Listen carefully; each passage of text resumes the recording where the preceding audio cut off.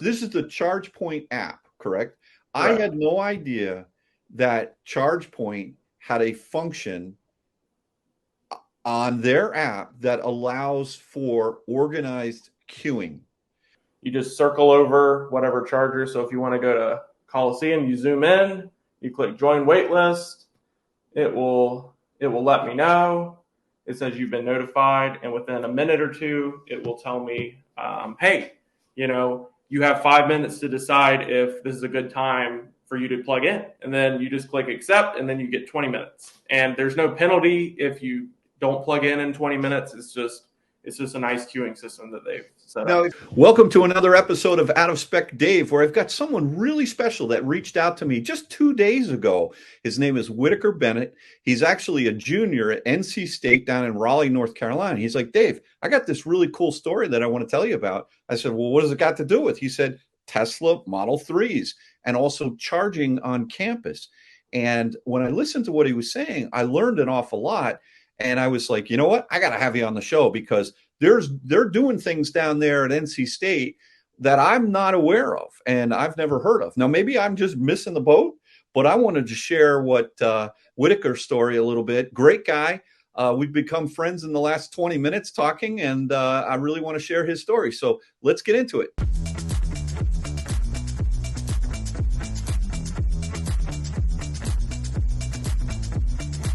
Hey, Whitaker, thanks for joining and reaching out. I really, really appreciate it. How you doing today? I'm doing good. Thanks for having me on the show. Good, good. So you're a junior at NC State. What are you majoring in down there? I'm majoring in business with IT. My concentration in IT. Nice, very cool. And you grew up in North Carolina, and it was really interesting. I hope you don't mind me sharing your age, but you're only 20 years old as a junior, which I guess makes sense. I graduated college when I was 21. But your story about your fascination with EVs, when I was talking to you earlier, tell me when that started and where that started, because it's interesting where it's very close to where Kyle used to live. Right. So back in 2013, in November, Tesla opened up. I think it was the second supercharger in North Carolina behind Burlington. But so I saw my first Model S in Rocky Mount at the supercharger. It was a brown Model S. I think it might have been an 85. I'm not sure which one they had back then. But you were 10 years old. I was 10, right? So I was very fascinated with EVs, and then fast forward a lot of years to when they announced the Model 3. I'm like, wow, this is amazing. I want a Model 3, and right. So I'm glad that they finally they were able to move it to the point where they can bring it to mass market. But yeah, they got the price point down where yeah. you could be able to afford one. And you tell me about your car. Right. So I have a 2021 Model 3 rear-wheel drive, non-LFP. And I think I have 38,000 on it right now. Okay. So the battery's held up great. It only shows about 10 miles of range degradation. So wow. I'm really happy with that. And most of the charging that you do since you've owned the car, has it been AC or supercharging DC fast charging?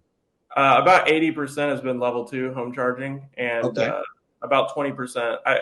I would say I do take it on trips. Obviously, with some. I know I don't put as many miles as you do, but well, not many people do. Well, I mean, like I'm nothing compared to Kyle. Kyle is like he goes all over the place.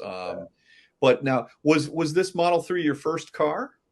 No, it was my second. So I had a Ford, and I sold that to get this. So I was. Okay. And I'm just curious, before we get in, because this story of what's going on down in NC State with the charging, I think is so cool. But before we get into that, like, tell me about when you were 10 years old and you saw this car charging, what made you so fascinated? Like, why were you so fascinated with that? Well, it was a different way of driving, no gas. I mean, that was very unheard of back then, even and the huge iPad they had in the middle. Yeah. It was everything about the car was just like, wow, this is like, when you dream about like the future, that it was that car. And when you look around, that car had, screens when most cars didn't even have a screen in them. Right, So, I right. mean, it was a huge disruption in the marketplace, and I mean, it was Yeah. cool, it was fast, it was everything that people were looking for back then in a sedan. Right. And we're prior to that, were you always like into cars and you just all of a sudden you saw this thing and what the heck is that thing? Or were you like, yeah, cars, whatever. And then all of a sudden you saw them go, what the heck is that thing?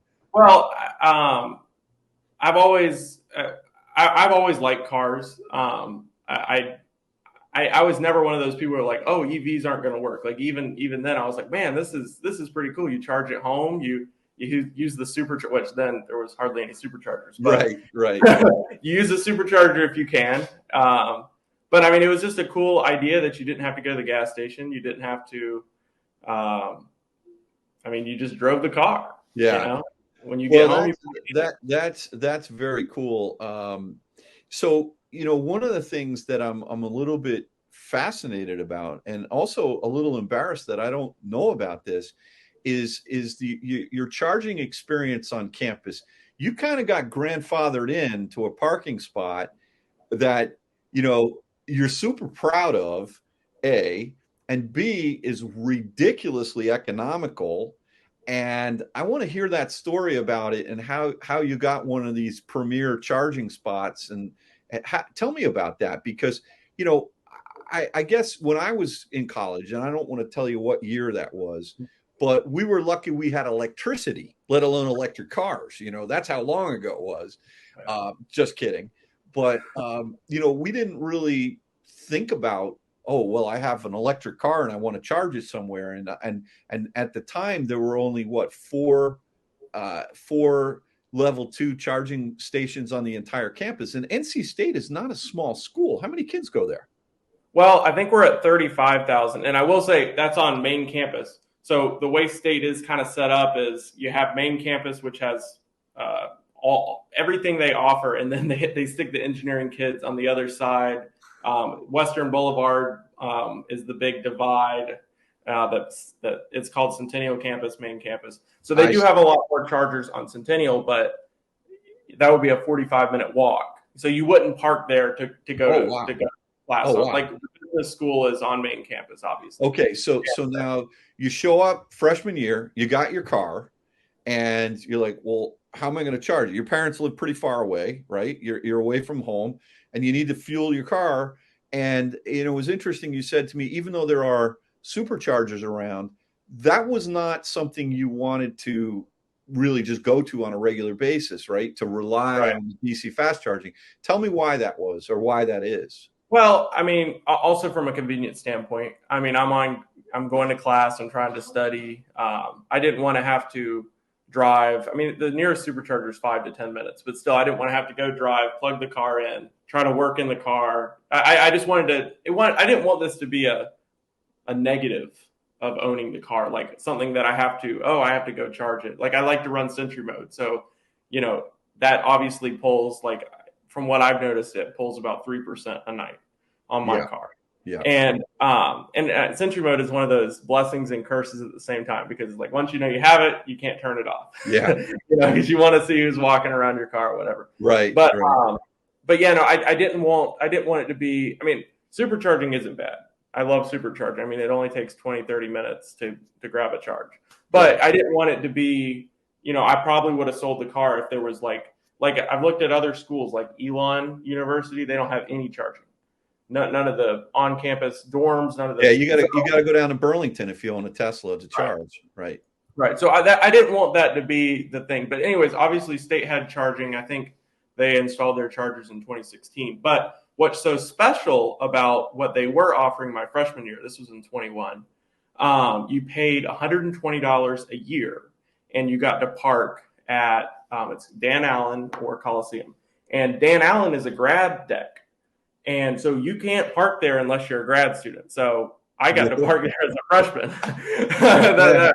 So it was very nice. And it's right beside the business college. So I would just go to class, plug the car in, and walk 5 steps across into class. It was very, very. When I was a freshman at Ithaca College, all freshmen had to keep their car in S-Lot. And S-Lot was way the hell, like all the way on the other side of campus. and it had a nickname with a word that starts with S, with its 4 letters that you could probably surmise from what I'm saying. But so now here you are, a freshman with an EV, and you're now turning up the juice, saying I've got status now. I can park where the grad students go, let alone the seniors. Yeah, so it was nice, and I will say this was before Tesla added the option to change the amps in the app. So at state you always have to be charging if you're plugged in. So that could be pulling 5 amps or 30 amps. So what I'd always do is if I had like an hour and a half class and I'm on 70%, let's say, I plug in, I go sit in the screen, or sit down, look on the screen, and it says finishes in 50 minutes. I'm like, well, we can't have that. So you tap listen to down the you, amp, gaming the system. I love it. and you know what? That's beautiful. but I don't feel bad because there's a lot of plug-in hybrids that only have 3 kilowatt onboard chargers. So. Yeah, no, I get it. You know what? You're figuring it out. I get that. That's cool. So Cool. it was very nice when they enabled it from the app, because now you can just be sitting in class and you can change it. Right. Really Slow it down, speed it up, whatever. That's cool. So show me on your map, Whitaker, like where these charging stations are, just out of curiosity. All right. So here is the this is Dan Allen is up here, the one I was just talking about right here. This is two plugs here. The Nelson Hall is where the business college is, so it's very convenient. It's just a walk right across the street. And I'll turn it on satellite. Okay. And then this is Coliseum. And what is so nice about parking here is this is the student union. So a lot of my friends, we all study there. So it's very convenient just to park here and just walk right across the street. Now, what's crazy about this deck, you have to be a junior to park in this deck right here. And it costs $350 a semester to park in.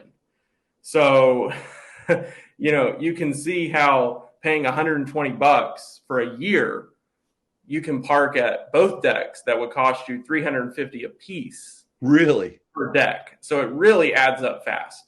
And what's so nice is, and I know you wanted me to get to this, I'll switch it back to my phone. You can reserve. So you click join waitlist, and that reserves, if there's a spot, that reserves the charger for 20 minutes. So what's really nice is not only do you have a really great park, you can reserve it. So all right. So let me talk to the audience here. I had no idea that this is the ChargePoint app, correct? Right. I had no idea that ChargePoint had a function on their app that allows for organized queuing. And I firmly believe that organized queuing is a major missing component of DC fast charging, especially at like EA. Tesla, there's a lot of throughput and all that, but I think that this is something that we need to tackle going forward here. And it sounds like this is already being handled by ChargePoint. It sounds like it's been handled by ChargePoint for the last 3 years, at least on NC State's campus, and perhaps select other chargers. And what's also even more mind-blowing is, Whitaker, I don't even know about this. So you got to explain this to me and our audience, because if I don't know about it, I'm sure others don't. Tell me about this Waitlist thing. That is so cool. It's really cool. Apparently, I've talked to the head of EV charging at State, and they've told me that it's actually an option that's been as a ChargePoint operator, you can have this for a long time, but they just decided, hey, we're going to toggle this on. We only have 4 plugs on main campus, so reserving one is obviously it's a very important thing. It's very, very nice. So like I said, you just circle over whatever charger. So if you want to go to Coliseum, you zoom in, you click join waitlist, it will let me know. It says you've been notified, and within a minute or two, it will tell me, hey, you have 5 minutes to decide if this is a good time for you to plug in. And then you just click accept, and then you get 20 minutes. And there's no penalty if you don't plug in 20 minutes. It's just it's just a nice queuing system that they've set Now, up. if someone else shows up, let's say you're 15 minutes away and you've got that charger, that ChargePoint site reserved for you. If someone else pulls up before you arrive there, how does the ChargePoint system prevent them from charging? That's question number one. And assuming it does, do you think that's fair that just because you remotely reserved it and someone's there now and maybe all they need is 10 minutes worth of juice, does it prevent them from charging? Well, so yes, so here it is. So they've told me that I can respond, so I can click yes. And so now I'm on hold for 20 minutes. So you have two options when you get there. You can click start charge, and it will just contact the charger, and it will unlock the J172 port. Or you can go into your Apple Wallet and just scan your pass. And there's been many times where I've reserved one and someone has pulled up, and then they go out and it literally says on the screen, "I've reserved the spot." And they get back into their car and they drive on. And that happened to me too. So it's not just me doing that to people. I mean, a lot people use this feature a lot at state. Okay. I really like it. I hope they don't ever take it away. But what was the feature you told me about earlier where you said they disabled it and that was a shame? So they had a feature, and this was something that I think you could only do on the computer, but you could actually schedule it to reserve. So you could schedule it, like, let's say for me, I have 8:30 classes sometimes. So I could literally set it to at 8:15 every morning, put me in queue. And then it would auto it set for 20 minutes. So that was a really nice, but they took that away because people were just setting it up. You know what I'm saying? Yeah. They were just setting it up. So even if they didn't, like, let's say I didn't have class, but it's still set up, like, that's unfair to the people that are actually trying to charge. Right. But, I think that was probably a good thing that they got rid of that and switched to where you have to manually tap in. But it is nice because it does prevent people from, it prevents people from, I guess, fighting for it.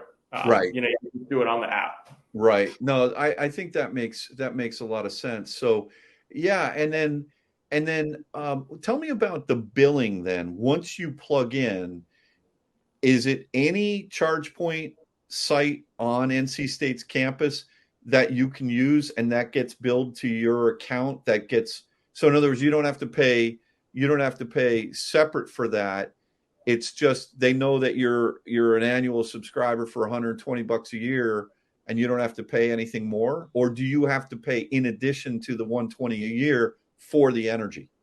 Right. So I'm in the program that I'm grandfathered into. So basically, they set up, regardless of if you're grandfathered in or if you're not, they set up this connection with you to make sure that you're an actual student or teacher at state. So as you can see here on the website, they've gotten rid of the 120 a year. That's kind of an off menu thing now. So if you were to go to this website, this is just on state's transportation. Once you submit a request, instead of being billed $2.50 an hour, you're billed $1 an hour. Like for you, Dave, since you're not a student or a teacher, you'd be billed $2.50. But if you started teaching, then you could get the $1 an hour rate. Does that make sense? It does. Yeah. Now, what's the output of these? Are these 6.6 kilowatt? They are 6.6. So all of them are 6.6 except for one. One of them, let me see if I can get this. It's on Centennial campus, and it is a shared 6.6. So if you're plugged in, you got 6.6. But if somebody else plugs in, it splits it. 3 and 3. Yeah, 3.3. When we were at Copper Mountain over the winter, doing some Nokian tire testing, they had those at Copper Mountain, which were split. And man, is that slow. Woo, boy. Yeah. Yeah, I've only used this one once, and as you can see, someone is using it right now. So they're potentially getting 6.6, but if someone plugged in, and Yeah. so, but that's the only one on campus, and I think they're phasing this one out at some point. But all the other ones are 6.6. Now, I will say this: I didn't tell you this before, but there's this company on Centennial's campus called the Keystone. Actually, I don't know who owns it, but they had a 50 kilowatt free station. And this was right when the CCS adapter came out last year. I think it was last year in the US. And I had bought it. And no joke, the second I bought it, the 50 kilowatt station went out of service and then they yanked it up out of the ground. Was that CCS? Because it says Chatamo there. It was a CCS in Chatamo. Okay, yeah, on CCS in Chatamo. They've taken it off PlugShare, but it was funny. Someone had wrote "fix me" on it, and but it was broken for like 6 months, and then they pulled it out. Yeah. I mean, what brand of station was it? Do you know? I don't know. I want to say it wasn't a ChargePoint or anything like that. No, it wasn't. So this is not affiliated with state, even though it's on state's property. I think it's some company that has research there. Right. They have 3 non-networked J172s. And then this is the only way you can charge on state for free. I got you. So, and right. what is cool is, so pretty much all of our tests are, they're proctored. And what's really cool about that is, these chargers are right beside the Proctor building. So I get to park right, like when I'm taking the test, I get free energy. And this is free for everybody because you're playing the game. You got it all figured out. So tell me about the demand and the number of electric vehicles on campus versus how much, there's no DC fast charging on campus ever since that mystery box went away, right? Yeah. The Fix Me box, we'll call it. But is there the right supply of AC charging level 2 on the campus compared to how many EVs there now are in, let's call it September of 2023? Right. So when I first got the car back in 21, and I was a freshman, I would say it was adequate charging. Like you really didn't have to fight for spots. Now it is absolutely not. Everybody, and it's not just Teslas that people are driving. It's great. Yeah. You got the Mach-E's. I see. Actually, today I saw it wasn't an all electric, but it was a plug-in Ford Escape, plug-in hybrid. It was blue. It was actually a really pretty car. They also I've seen a lot of Kona EVs on campus. A couple teachers have Plaids, so that's really cool. Nice. Wow. They must be the business teachers that are teaching, crypto, right? That's. Yeah. and it's funny. I had a teacher last year that drove a 2019 Model 3, and he was late to class one day, and he said, "Hey, I had to drive my wife's car. She had a gas car. I had to drive my wife's car to class today." And I went to fill it up, and when I left, I didn't take the gas nozzle out, and I ripped it out of the station. He said, "I missed driving my Tesla." So it was pretty good. Funny. Yeah, he was a nice guy, though.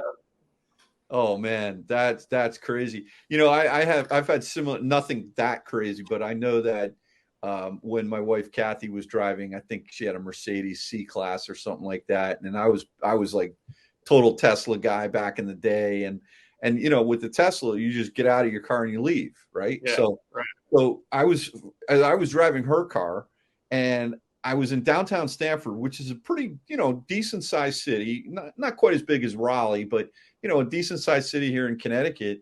And I needed to find a FedEx, one of those drop off, boxes in FedEx. So I just parked the car on the street, got out of the car, and was walking around for 25 minutes trying to find this place. I came back to the car, and the car was still running and unlocked. And I was like, what the heck?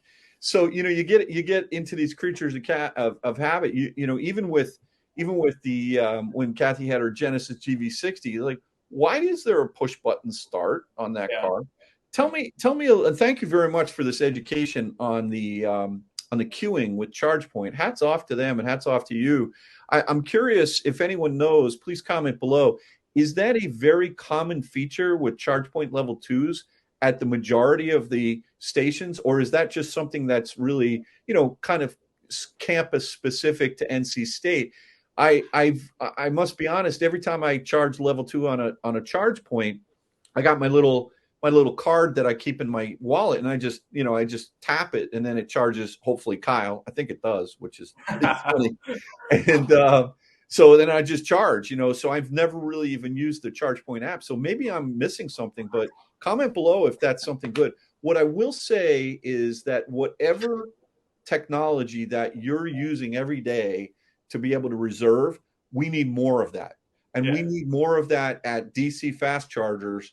And it sounds like we also need more AC charging on college campuses, because, you're sitting there all, hey, look at me, I've got the 120 a year, and I've got rights to do all these things. And a lot of other people are not. And I'm glad to see that a lot of younger folks are really driving these cars. It's, it's funny. I was at Electrify Expo just about 3 weeks ago on Long Island, and Tesla was there. And it's like, I think that was maybe the second, if you will, charge or big trade show that I've ever seen them at before in the entire history of Tesla. Right? They never show up to the big car shows.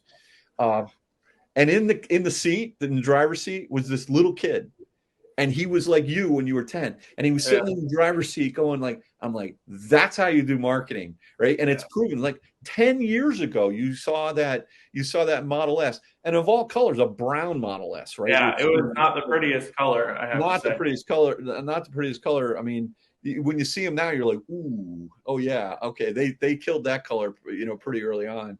But it just goes to show you how powerful and how that brand is, and to think that, so many kids are coming up that are younger than you, that are just like, I'm getting a Tesla when I grow up. And so I wanted to kind of explore a little bit with you, and then we're coming up almost at the end here, but I wanted to understand a little bit about your feelings about other brands of EVs.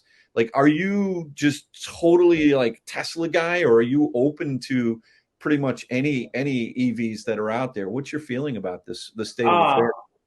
So I'm a really big Tesla guy, but I've test driven a lot of EVs. I've test driven the Lightning, the Rivian. I want to test drive a Lucid. I know you're selling yours. I saw. My Lucid did sell. Oh, it did. Okay. It did. Yep. And so, bittersweet. I'm not. I've got my eye potentially on a Gravity when they come out. We'll see. Okay. For me, it's a great car, amazing car. I love the car. I just right now don't need any more anxiety than I have in my life, and it's all about charging for me. And so, I we'll see what happens. We'll see what happens. For now, I've got my Model 3 rear wheel drive. That's what I drive every day. And the Tesla is, not the Tesla. The Lucid will be making a cross-country journey to its new owner out in California. That's all I will say. So I'm happy. Yeah, I've seen a lot of. I'm sorry. I've seen a couple Lucids actually here in Raleigh. They're really cool. I like them. Talking about EVs, like other EVs, I've tried to test drive, emphasis on tried, the Hummer EV, but when I went to the dealer, apparently there was something broken on it, and they were like, yeah, we can't let you test drive it because we have to fix it. And they never called me back. Do you think that was true, or did they go, look at this college kid that wants to come in here and test drive a? I don't think so. You don't think they played that game? All right. Well, that's good. Well, I will tell you this, Whitaker. First of all, thank you very much for proactively reaching out. I will say you've got a lot of potential in your career. What are you thinking about doing after next year when you graduate? What's your desire to go into? Are you really fascinated with the EV industry, or are you thinking about some intangible businesses? Where's your head? So I'm studying business with IT concentration. So I would really like to work in a company working in IT. Try to get an internship this coming summer. I did an internship this past summer in that same field, and I really enjoyed it. So I think Well, that's probably where I'll go. But all right. Well, listen, if anybody is a fan watching this channel and you work in Research Triangle, you reach out to me and I'll put you in touch with Whitaker. I'm impressed with you, my friend. I really am. A, I like the fact that you reached out to me. B, I like what you're doing. I like the fact that you're proud about what you're doing. I like the fact that you work hard for what you do. And I've learned a ton tonight. So hats off to you. Very good luck to you. Anything else you'd like to share before we call this a video? no, I'm glad I got to get on the show. Excellent. All right. Well, listen, we'll talk soon. Let's stay in touch. And when you get your Model S Plaid, I want pictures. Okay. Yeah, well, come down to Raleigh, maybe come to a football game. It sounds good. Yeah, I want to do it. Let's do a NC State versus who would be the arch rival? Would it be Duke or would it be North Carolina? Yeah, we play UNC last home game for football. Is it tough to get a ticket for those games? Yes, but people always are getting sick or something and giving out student tickets and stuff. Basketball's got to be super tough, right? Yeah, basketball's tough. Yeah. Oh, crazy story. So they do have 3 chargers at the basketball arena. Yeah. But I tried to charge there once. It's in the VIP parking. They tried to charge me $70. They said, "Hey, you can charge. You'll $70 again." I said that's how much I spend all year. Oh man, that's nuts. Oh boy. All right, Whitaker, thank you. And thank you everyone for watching another episode of Out of Spec Dave. And we'll catch you on the next one. Have a good one. Bye-bye.